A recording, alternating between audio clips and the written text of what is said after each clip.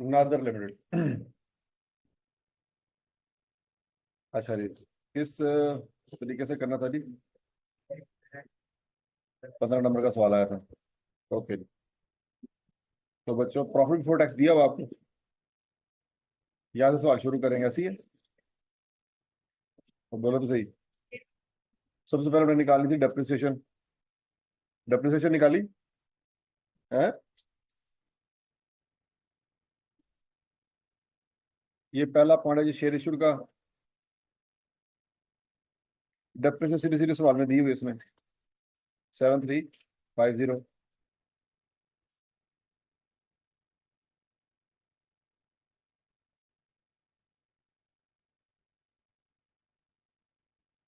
हाँ जी, profit before tax कितना है सवाल में? 8955। डेप्रिसिएशन में सवाल में गिवन है 7350। अच्छा, डेप्रिसिएशन के बाद आनी थी मोटाइजेशन, अगर इंटेंजिबल एसेट है, वो है ही नहीं। फिर उसके बाद आते हैं बैड डेट्स। कैसी है? ये नेट है। क्या है? नेट है। ओके, मतलब प्रोविजन इसमें से माइनस हुई पड़ी है। Provision for doubtful debt receivable is 5%। अब आपकी मर्जी है बैड डेट्स कैलकुलेट करें या ना करें। अगर आपने नहीं करने तो नेट का डिफरेंस ले लेंगे, और अगर आपने करने हैं तो फिर ग्रॉस का डिफरेंस लेना होगा। समझ आई बात? तो हमने यहाँ पे बैड डेट्स नहीं लिखे, हम नेट का डिफरेंस ले लेंगे। तो लॉजिक समझ आई? ओके जी, ये वाला पॉइंट गया। ओके जी। अब अब उसके बाद इंटरेस्ट एक्सपेंस अगर है तो financial charges for the year amounted to, ये भी सीधा सीधा सवाल में दिया हुआ है 1100। तो 1100 लिख देंगे। ठीक है जी, ये दोनों चीजें सवाल में गिवन थी, जैसे हमने एडबैक करनी है। अच्छा, फिर हमें देखना है कि कोई एसेट तो नहीं बेचा जिसपे गेन लॉस आया हो। अब उसके लिए पॉइंट पढ़ते हैं, point number 2। During the year plant costing this and having a book value of this was dispose of for this. कितने का था, कितने का बेचा? हाँ, 5200 का था, 4800 का बेचा। नुकसान हुआ, फायदा हुआ? नुकसान हुआ, तुमने क्या किया होगा? अब क्या करना है? ऐड कर देंगे। कितना ऐड कर देंगे? यहाँ तक की बात नहीं लगी तुम्हारे पास? ऑपरेटिंग प्रॉफिट आ गया। यहाँ तक कर लिया था कि नहीं? तो बोलो बोलो बोलो बोलो, यहाँ तक हो गया था। अच्छा जी, अब अगला काम है करंट एसेट में इंक्रीज डिक्रीज निकालना। तो ये करंट एसेट है। करंट एसेट में क्या चीजें आ रही हैं बच्चों? स्टॉक आ रहा है, डेटर आ रहा है, अदर रिसीवेबल आ रहा है, कैश एंड बैंक। और कैश एंड बैंक हम एंड पे लेते होते हैं, याद है? उसको छोड़ दो फिलहाल। अब पहले स्टॉक की बात करते हैं। इजाफा हुआ, कमी हुई? कमी हुई है, क्या करेंगे?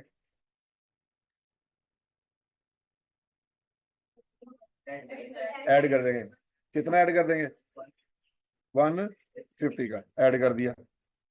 डेटर में इजाफा हुआ कितना?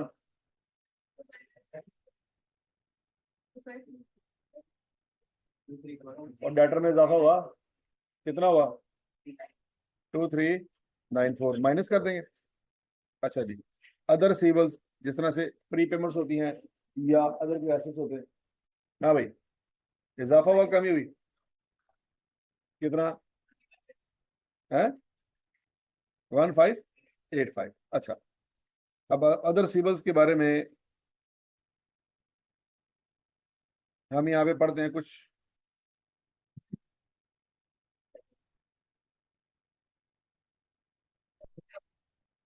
हाँ जी, but of which 1800 are still outstanding. अब ये 1800 का क्या मतलब है? ये पैसे हमने लेने हैं। किसके पैसे लेने हैं? प्लांट के। और प्लांट कौन सी एक्टिविटी है? फाइनेंसिंग एक्टिविटी है। 2 रुपये कौन सी एक्टिविटी है? Investing activity. अगर आपने कोई प्लांट बेचा था और पैसे उसके भी पेंडिंग है, तो वो नॉन करंट एसेट में आने चाहिए कि करंट में आने चाहिए? है तो करंट एसेट में, क्योंकि हमने 5 साल बाद पैसे नहीं लेने। पैसे तो हमने अभी लेने हैं, महीने 2 महीने बाद। लेकिन ये एक्टिविटी कौन सी है? और गूंगे हो, बोलो तो सही। एक्टिविटी कौन सी है? Investing activity. यहां तक की बात समझ लगी? तो हम बात कर रहे हैं ऑपरेटिंग एक्टिविटी, और ऑपरेटिंग एक्टिविटी में हम ले रहे हैं करंट एसेट। अब ये प्लांट के कुछ पैसे हैं जो करंट एसेट में आ रहे हैं, तो ये कहाँ आने चाहिए? इन्वेस्टिंग में आने चाहिए। कहाँ आने चाहिए? यहाँ पे नहीं आने चाहिए।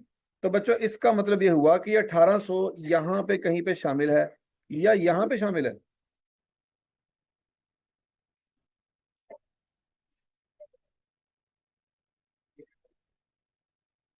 बोलो बोलो, 1800 किसके अंदर शामिल है? 2385 के अंदर शामिल है। अब ये वाले पैसे जो है ये नॉन करंट एसेट से रिलेटेड है, ये ऑपरेशन से रिलेटेड नहीं। मेरी बात समझ आ रही? ये पैसे किस वजह से रिसीवेबल है? कि हमने कोई एसेट बेचा था, पैसे लेने थे, अभी मिले नहीं है, लिखे हमने करंट एसेट में है, लेकिन वो ऑपरेशन का हिस्सा नहीं है। क्या ये काम हम रोज रोज करते हैं? नहीं। लेकिन स्टॉक हम रोज रोज बेचते हैं, डेटर को रोज रोज चीजें बेचते हैं, लेकिन प्लांट हम रोज रोज नहीं बेचते। मेरी बात समझ आ रही? तो ये बिजनेस ऑपरेशन का हिस्सा नहीं था, लेकिन मसला ये है कि पैसे चूंकि अगले महीने में लेने होंगे, लिहाजा वो किस में आ रहे हैं? करंट एसेट में। अगर नॉन करंट एसेट से रिलेटेड कोई चीज करंट एसेट में आ जाए, तो कैश फ्लो के पॉइंट ऑफ व्यू से वो इन्वेस्टिंग एक्टिव में ही जानी चाहिए, चाहे वो करंट में लिखी हुई है। बात समझ लगी है? ये बात हमने कल की थी इन्वेस्टमेंट इनकम के पॉइंट ऑफ व्यू से, याद करो। इन्वेस्टमेंट इनकम की बात हो रही थी, तो हमने वहां पे भी अगर वो कुछ पैसे करंट एसेट में पड़े हुए थे तो निकाल दिए थे वहां से, याद है? ट्रेड एंड अदर रिसीवेबल में इन्वेस्टमेंट इनकम के पैसे पड़े हुए थे, वो हमने निकाले थे। हमने कहा था वो कहाँ जाएंगे? इन्वेस्टिंग एक्टिविटी में जाएंगे।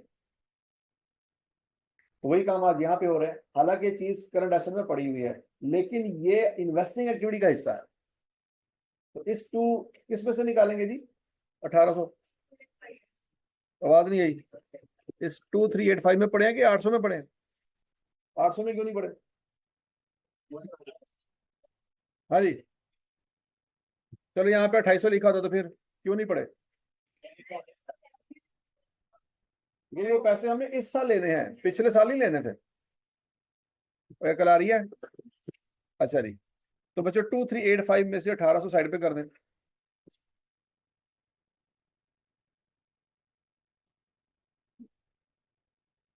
तो बच्चों फिर क्लोजिंग बैलेंस कितना आ रहेगा? 585। ओपनिंग और क्लोजिंग से कंपेयर करेंगे, कितना चेंज आया? 215। इजाफा हुआ, कमी हुई? आवाज नहीं आई? कमी हुई है। तो बच्चों कमी हुई है तो क्या करेंगे? ऐड कर दें, decrease in other receiver. Logic समझ रही है? अब याद रखो, जाहरी तौर पे इंक्रीज हो रहा है, जाहरी तौर पे क्या हो रहा है? इंक्रीज हो रहा है, लेकिन हकीकत में डिक्रीज हो रहा है। तो ये हरकत भी हो सकती है पेपर में आपके साथ। क्या आपको जाहरी तौर पे क्या नजर आ रहा है? कि पिछले साल कम रिसीवेबल, इस साल ज्यादा इंक्रीज हो रहा है, लेकिन उसके अंदर कोई और चीज छुपी हुई थी। जब आपने वो चीज वहां से निकाली, पीछे जब देखा तो डिक्रीज हो रहा था। फिर तो नहीं पता क्या है नहीं।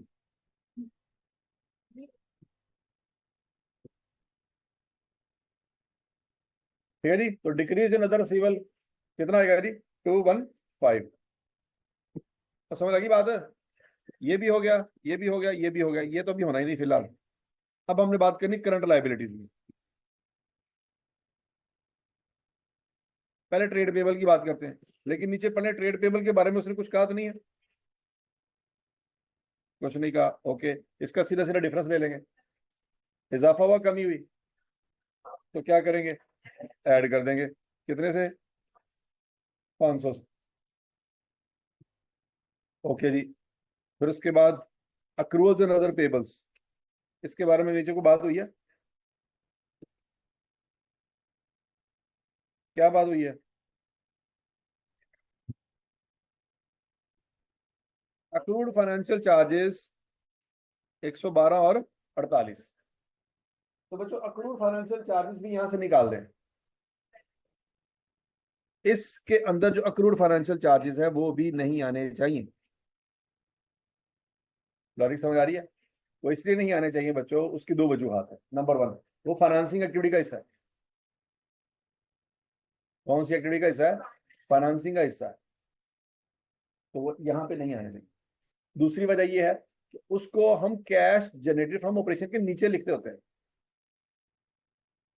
और अभी हम कैश जनरेटेड फ्रॉम ऑपरेशन से ऊपर ऊपर बैठे हुए हैं, तो इसलिए भी नहीं आनी चाहिए।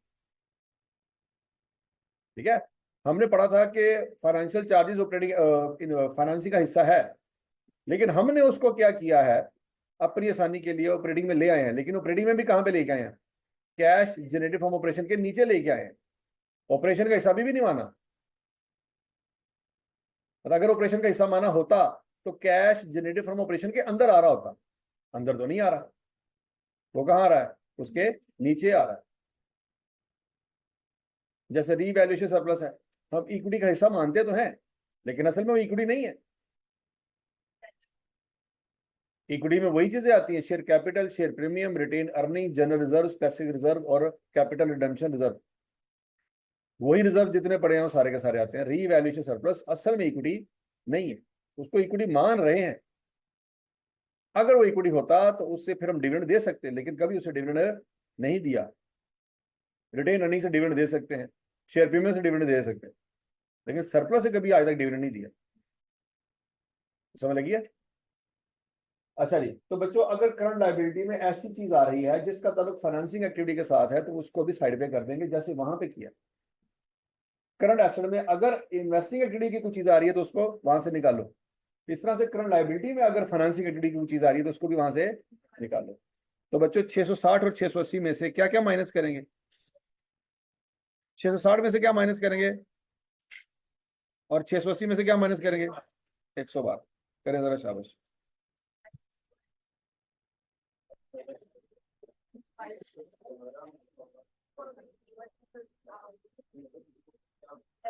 और समझ आ गई सबको? तो बच्चों हमने फाइनेंसिंग एक्टिविटी वाला हिस्सा निकाला, अदर पेबल्स बाकी के जो बच गए उसको कंपेयर किया, इंक्रीज आया डिक्रीज आया? आवाज नहीं आई, डिक्रीज आया। तो बच्चों ये 44 यहाँ पे माइनस करके लिख देंगे।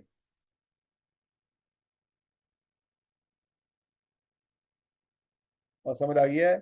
आई कैप ऐसे ही करेगा पेपर में आपके साथ कि करंट लायबिलिटी में ऐसी बात करेगा जिसका फाइनेंसिंग से लेना देना होगा, और करंट एसेट में ऐसी बात करेगा जिसका इन्वेस्टिंग से लेना देना होगा। तो वो चीजें आपको साइड पे करनी होगी, उसको अपनी जगह पे जाना चाहिए।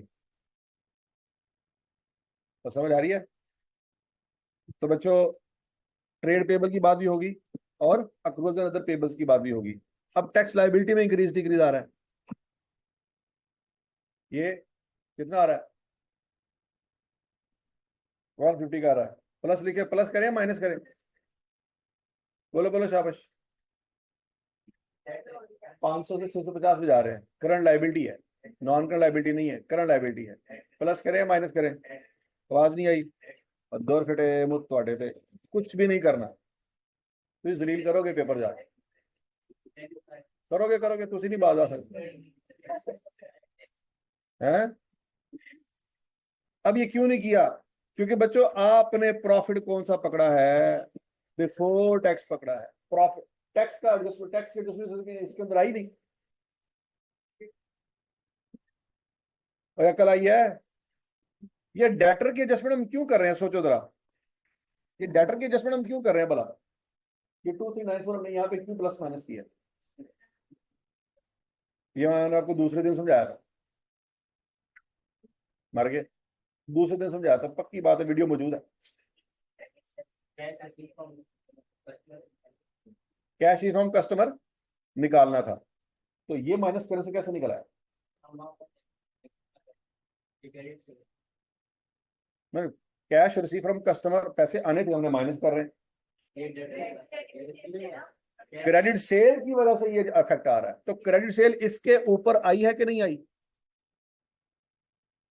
इस 8955 के ऊपर सेल है कि नहीं है?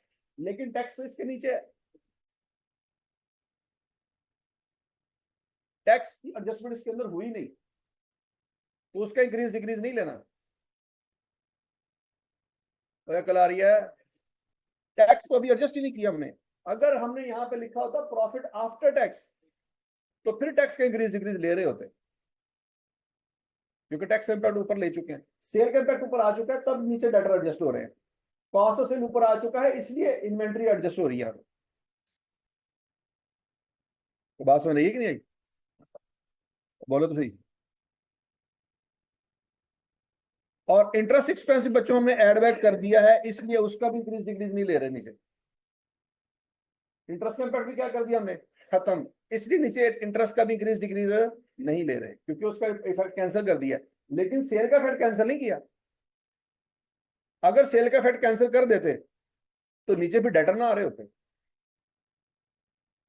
अगर कॉस्ट ऑफ सेल का इम्पैक्ट कैंसिल कर देते तो नीचे फिर इन्वेंट्री और पेबल ना आ रहे होते। और लॉजिक समझ आ रही? तो चूंकि हमने इंटरेस्ट का इम्पैक्ट कैंसिल कर दिया है तो नीचे इसलिए इंटरेस्ट का ओपनिंग क्लोजिंग का डिफरेंस नहीं ले रहे, क्योंकि वो इफेक्ट ही हमने खत्म कर दिया उसको। जो था वो सारा रिवर्स कर दिया। सेल सारी रिवर्स नहीं की इसलिए डेटर ले रहे हैं, कॉस्ट ऑफ सेल सारी रिवर्स नहीं की इसलिए इन्वेंट्री और पेबल ले रहे हैं। तो समझ आ रही सबको? तो बच्चों इसलिए पेपर में अब आपको ये करंट लाइबिलिटी में नजर आ रहा होगा, इसके बावजूद इसका इंक्रीज डिक्रीज नहीं ले रहे। मगर तुम कहो कि सर हम हमेशा इंक्रीज डिक्रीज लेते हैं, तो जो चीज आ रही है उसका इंक्रीज डिक्रीज ले लेंगे। और समझ आ रही बात है?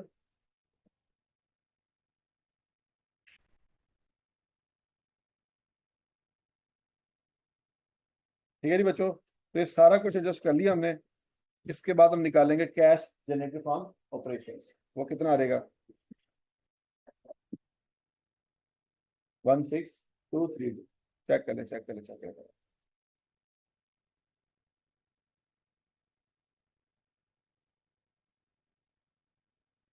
16,232।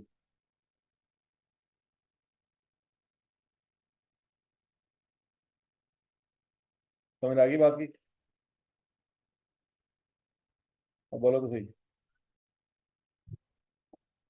अच्छा जी, उसके बाद बच्चों इंटरेस्ट पेड और टैक्स पेड की वर्किंग करके मुझे बताएं, इंटरेस्ट पेड कितना है, टैक्स पेड कितना है।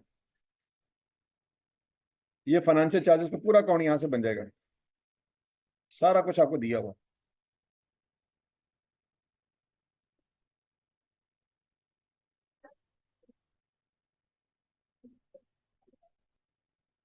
इंटरेस्ट पेड कितना है बच्चों? ओपनिंग भी दिया हुआ है, क्लोजिंग भी दिया हुआ है, और एक्सपेंस फॉर द ईयर भी दिया हुआ है। ऐसी है। और टैक्स के बारे में अगर आप देखें, ओपनिंग भी दिया हुआ है, क्लोजिंग भी दिया हुआ है, और टैक्स एक्सपेंस भी दिया हुआ है आपके सवाल में।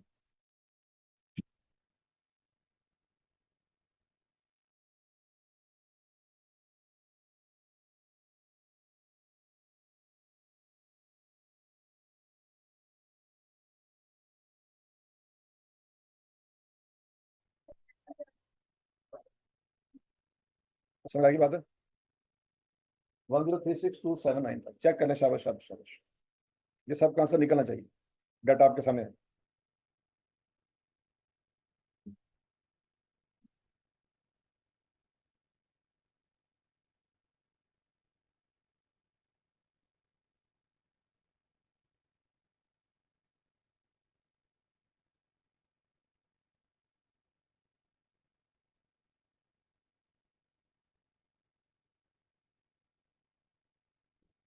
और क्लियर है सबको? तो cash flow from operating activities बच्चों कितना देगा? 12401। 12401। सबको समझ आ गई बात? अच्छा, इन्वेस्टिंग एक्टिविटीज। इन्वेस्टिंग एक्टिविटी में बच्चों आपके पास ये अकाउंट है, ओपनिंग क्लोजिंग दिया हुआ है, नेट है के ग्रॉस है? क्या मतलब है कि डेप्रिसिएशन इसके अंदर ही माइनस हुई होगी, और डेप्रिसिएशन की वैल्यू भी उसने सवाल में बताई हुई है 7350। और रीवैल्यूएशन सरप्लस नजर आ रहा है आपको? यस। सरप्लस का पंगा भी है सवाल। क्या ओपनिंग था, क्लोजिंग है? समझ आ रही बात? और ये ड्यूरिंग द प्लांट बेचा था, और बेचा था प्लांट। पॉइंट नंबर 2 पढ़ना है बच्चों, पॉइंट नंबर 3 पढ़ना है। ओपनिंग क्लोजिंग दिया हुआ है, सरप्लस भी दिया हुआ है। निकाले जरा कितना कैश पे किया है प्लांट बाय करने में। शाबाश शाबाश, सारे अकाउंट बनाए मेरे साथ, हर किसी का अकाउंट चेक करें। क्या आंसर आया जी? कितना परचेज किया जी? 14150। अब बच्चों जरा देखते हैं कैसे। ओपनिंग बैलेंस 15,800, क्लोजिंग है 21,400, सरप्लस कितना आया? 4,000। अच्छा, वंस अगेन इस सरप्लस में गड़बड़ हो सकती है। ये 4,000 की बजाय 4,200 भी हो सकता था। कैसे हो सकता? कुछ सरप्लस रिटेन अर्निंग में ट्रांसफर हो गया हो। कल इसी बात पे आप जलील हुए थे। अब सरप्लस बाकी 4,000 है या 4,200 था या 3,800 था, ये कैसे पता चलेगा? रिटेन अर्निंग अकाउंट आपको बताएगा। समझ लगी है? पहले आपको रिटेन अर्निंग अकाउंट कंप्लीट करना पड़ेगा। ओपनिंग, क्या आपको ओपनिंग क्लोजिंग बैलेंस दिया हुआ रिटेन अर्निंग का? कितना है? 12,440। क्लोजिंग कितना है? 13,450। इसमें कुछ ऐड होना है, प्रॉफिट आफ्टर टैक्स, और कुछ माइनस होना है। क्या माइनस होना है? डिविडेंड माइनस होना है। ठीक है जी। अब यहां पे उसने लिखा हुआ है 10% बोनस शेयर। तो 10% किसका लेना है बच्चों? ओपनिंग का के क्लोजिंग का? ओपनिंग का। और उसने बताया मार्च में, ताकि आपको आइडिया हो कि मार्च में कौन सा बैलेंस था। और राइट शेयर जुलाई में इशू हुए हैं, तो बोनस शेयर पहले इशू हुए कि राइट शेयर? बोनस शेयर पहले इशू हुए। तो समझ आ रही है ना? अगर राइट शेयर पहले इशू हुए होते, बोनस शेयर बाद में इशू हुए होते, तो फिर ये 10,000 का 10% नहीं लेना था। फिर वो राइट शेयर पहले निकाल के उसको 10,000 में जमा करके फिर 10% लेना था। स्टेटमेंट चेंज इक्विटी याद आ रही है आपको? तो बच्चों अब 10% लेगा किसका? 10,000 का। क्या आंसर आएगा? और बोलो तो सही। 1,000। अब क्या ओपनिंग शेयर प्रीमियम था?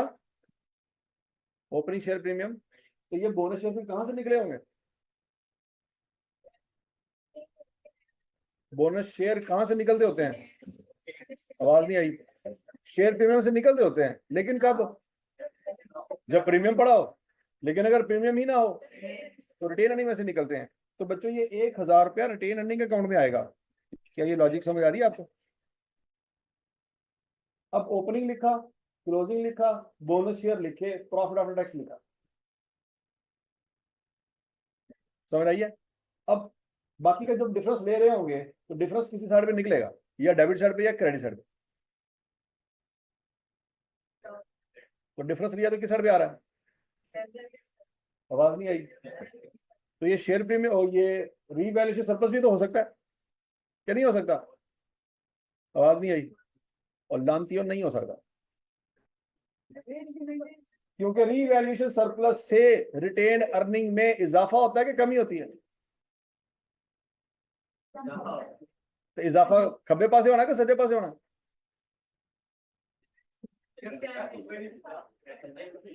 सोच के जब सरप्लस रिटेन अर्निंग में ट्रांसफर होता है तो किस साइड पे रिकॉर्ड होता है? डेबिट साइड पे क्यों नहीं होता?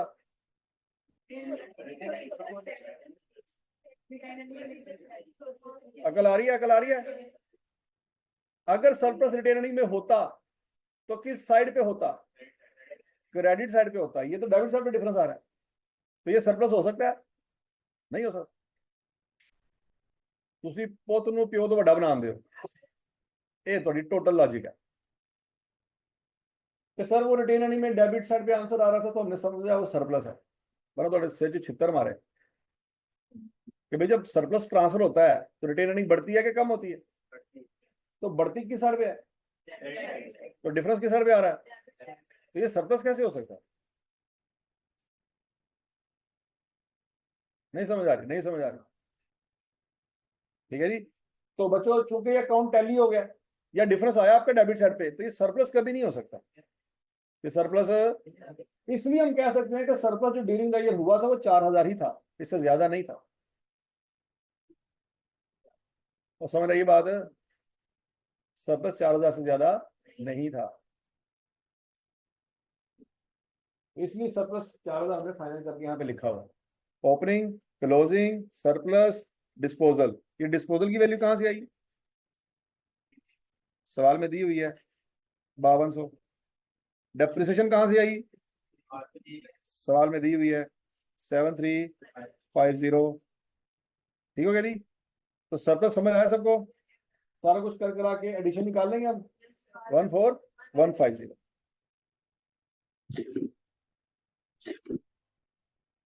तो समझ आ गई सबको?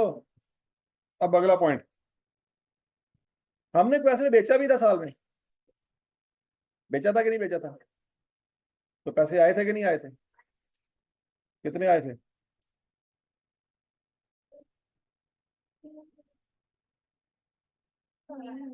पढ़ लो पढ़ लो पढ़ लो पढ़ लो। कितने का एसेट था? 5200 का। कितने का बेचा? 4800 का। तो फिर 1800 आया ही नहीं। जितना कैश आया है वो लिखेंगे कैश फ्लो में, 4800 नहीं लिखेंगे। नहीं समझ लगी? बेचा 4800 का था, लेकिन कैश में 4800 नहीं लिखना। क्यों? क्योंकि 4800 रिसीव नहीं हुआ। जितना एक्चुअल में रिसीव हुआ वो कैश फ्लो में आ रहा है। 4800 में से 1800 तो पेंडिंग है। तो कितना रिसीव हुआ होगा? 3000 रिसीव हुआ होगा। ठीक है जी। तो हम यहां लिखेंगे proceeds from disposal. Proceeds from disposal कितना? 3000। तो बच्चों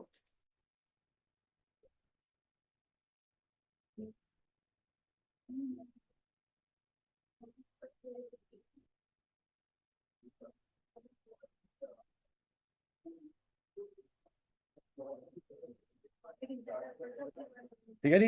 ये डिस्पोजल अकाउंट देख लो बच्चों। डिस्पोजल अकाउंट देखो, कितना कितने का एसेट था? 5200 का। कितने का बेचा? 48 का। लेकिन 48 को दो टोटे करके लिखेंगे।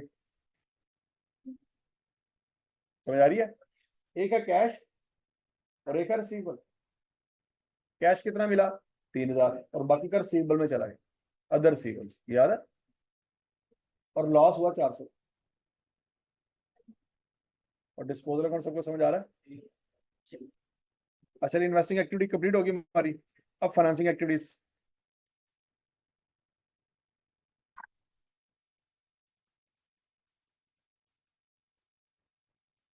अब फाइनेंसिंग एक्टिविटीज में बच्चों हमने इक्विटी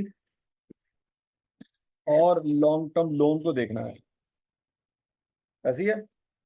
शेयर कैपिटल में इजाफा हुआ। इस इजाफे में क्या क्या चीज शामिल है?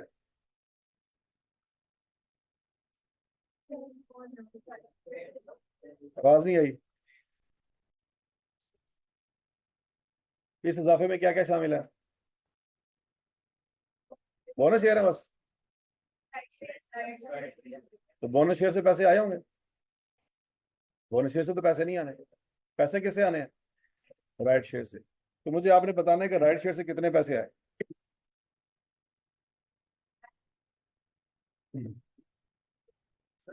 ये पॉइंट नंबर 1 पढ़ ले ध्यान से, शाबाश।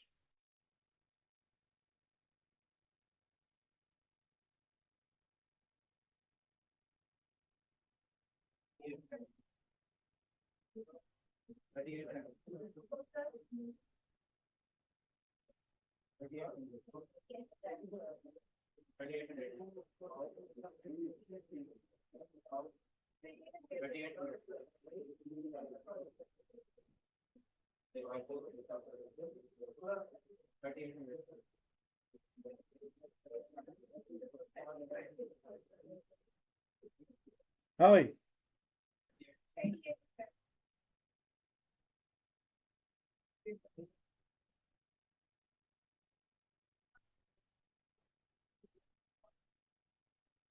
बताएं भाई, शाबाश। कितना आएगा जी? 3800 कैसे आया? याद रखो, राइट शेयर के इशू करने की वजह से शेयर प्रीमियम आया होगा। बोनस शेयर से कभी नहीं आता। बोनस शेयर से बल्कि क्या होता है, ये शेयर प्रीमियम तो कम होता है, यहाँ पे तो इजाफा हो रहा है। ठीक है जी। उसने नहीं बताया कि राइट शेयर कितने का था, कितने का इशू किया, ये उसने नहीं बताया। लेकिन हमें पता है कि शेयर प्रीमियम अगर पैदा हुआ है तो किसकी वजह से हुआ? राइट शेयर की वजह से हुआ। तो बच्चों, कैश फ्लो के पॉइंट ऑफ व्यू से जब आप कैश फ्लो का सवाल कर रहे होंगे ना, तो आपने काम ये करना है कि शेयर कैपिटल और शेयर प्रीमियम का एक ही अकाउंट बनाना है। शेयर कैपिटल और शेयर प्रीमियम का एक ही अकाउंट बनाना। तो समझ आएगी बात। ब्रॉड डाउन कितना है बच्चों? आवाज नहीं आई। लेकिन कैरी डाउन दो है। ब्रॉड डाउन एक है लेकिन कैरी डाउन दो है। कौन कौन सा? 12,400 और 1,400। 1 लाख। लाख लानत। हाँ क्या क्या? 1,400 है कि 400 एक दफा। हाँ तो ठीक हो गया जी। अब बोनस शेयर बच्चों, यहाँ पे क्रेडिट हो रहा है और यहाँ पे डेबिट हो रहा है, ऐसी है ना? सोचो सोचो सोचो सोचो। 1,000 कैसे आया? इसका 10% लेना था ना। क्यों लेना था? क्योंकि ये मार्च में इशू हुआ था और ये जुलाई में इशू हुआ था।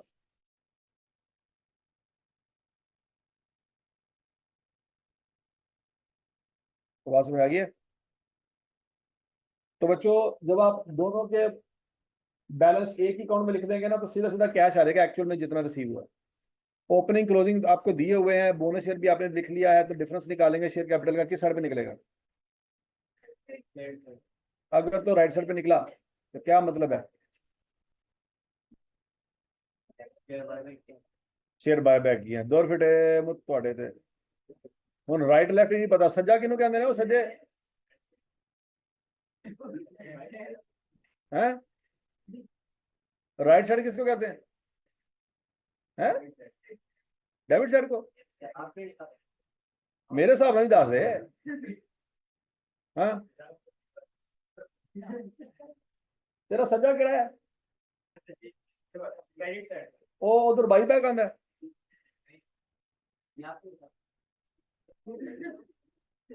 मेरे हिसाब ਨਾਲ तू फेल है तू। फिर जो मेरे हिसाब ਨਾਲ सीए करना है तू।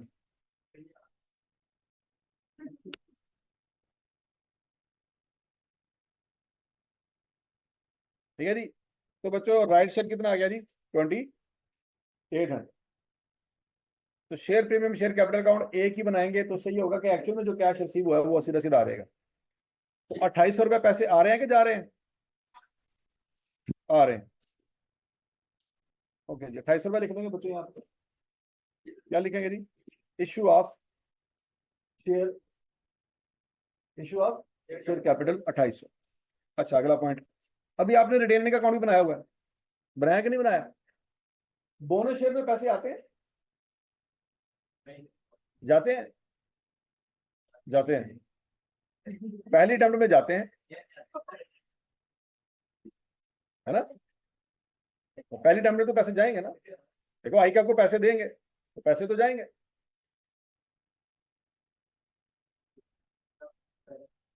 ठीक है जी। अच्छा जी, तो बोनस शेयर में तो कोई कैश इन्वॉल्व नहीं है, इसके बावजूद रिटेन अर्निंग में डिविडेंड निकला है। तो फिर ये कौन सा डिविडेंड? बोनस। ये जो 4,000 का डिविडेंड है, ये कौन सा डिविडेंड है? बोनस डिविडेंड है। कैश डिविडेंड कैसे पता लगा? हम कैसे कह सकते हैं कि बोनस नहीं है? चलें ये बताएं, ये 4,000 बोनस डिविडेंड क्यों नहीं है? मर गए सारे, मर गए मर गए मर गए। तो शेयर पेमेंट तो था ही नहीं, कम कैसे कर रहे? चलो जी, सारे एसओ सीआईए का टॉपिक बेड़ा गर्क हो गया। कैसे पता लगा कि ये बोनस डिविडेंड नहीं है? मर गए सारे। बताओ। हाँ जी, अगर ये बोनस डिविडेंड होता तो 4,000 से शेयर कैपिटल बढ़ रहा होता। खोते हो, अन्य हो, चवलो, लानती हो। मैं कल नवा स्टॉक ले गया। आप बोनस शेयर की एंट्री सोचें, बोनस शेयर की एंट्री क्या है? एंट्री नहीं आनी हो, और आपको लग रहा है कि सितंबर में पेपर दे लेंगे। वही चीज पूछ रहा हूँ जो पढ़ाई हुई है, तो पेपर भी 2 महीने बाद है। वो तो पता नहीं की क्या, जो पढ़ रहे भी भूल जाना है। हाँ भी बोनस शेयर की entry drawing debit, depreciation credit, bad debts debit, sales credit, ये थोड़ी टोटल औकात है कि बोनस शेयर दी एंट्री नहीं तो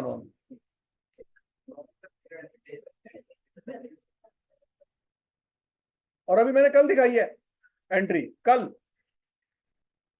किताब खोल के दिखाई है।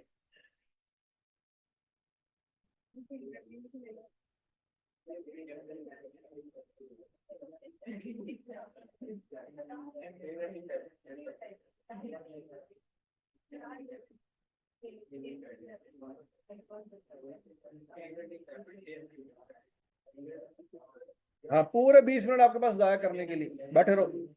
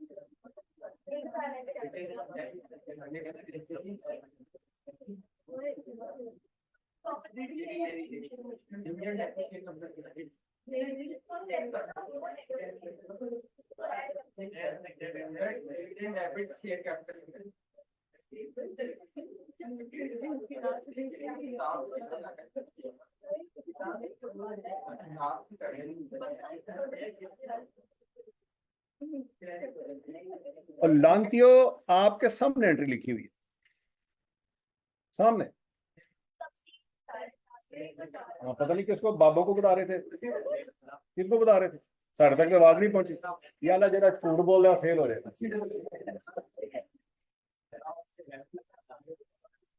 सामने एंट्री लिखी हुई है, शेयर कैपिटल क्या हो रहा है, क्रेडिट, रिटेन अर्निंग क्या हो रही है, डेबिट, सामने एंट्री लिखी हुई। अगर ये भी बोनस डिविडेंड होते तो 4000 यहाँ पे लिखा हुआ है, तो दूसरा 4000 कहाँ होता,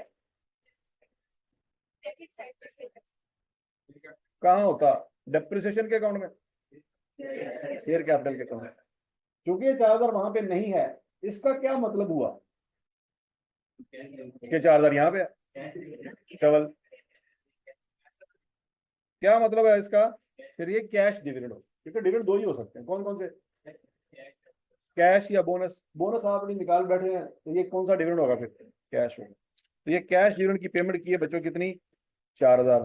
तो यहाँ पे लिख देंगे डिविडेंड पेड 4000।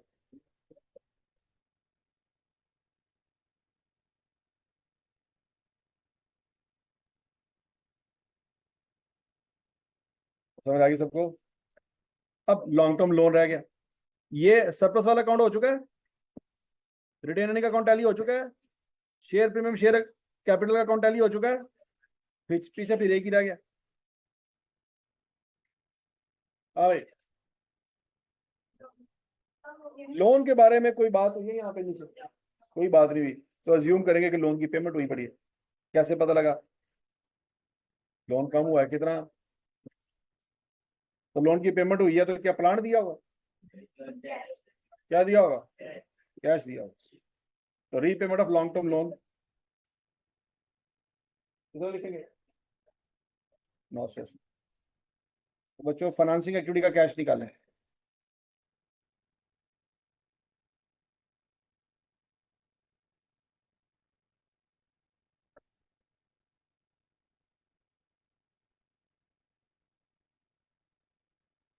फाइनेंसिंग एक्टिविटी का कैश निकालें, शाबाश शाबाश शाबाश। 2100 माइनस में, अच्छा नहीं। अब आपके पास बच्चों तीनों एक्टिविटीज हैं, ऑपरेटिंग भी है, इन्वेस्टिंग भी है, और फाइनेंसिंग भी है।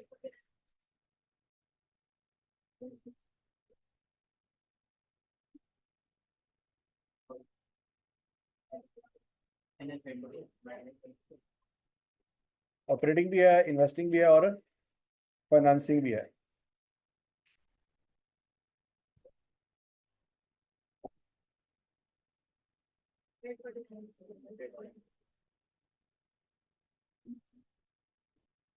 क्या आंसर आता है जी? 849 माइनस।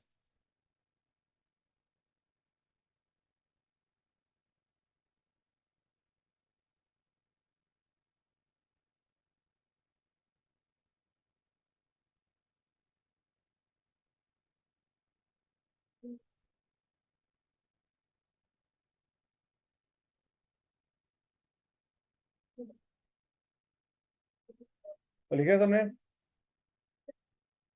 अच्छा जी, माइनस में आंसर आया बच्चों। अब ओपनिंग कैश कितना है जी? 3204, वो इसमें ऐड कर दें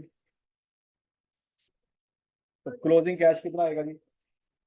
2355, और ये मैच कर दें।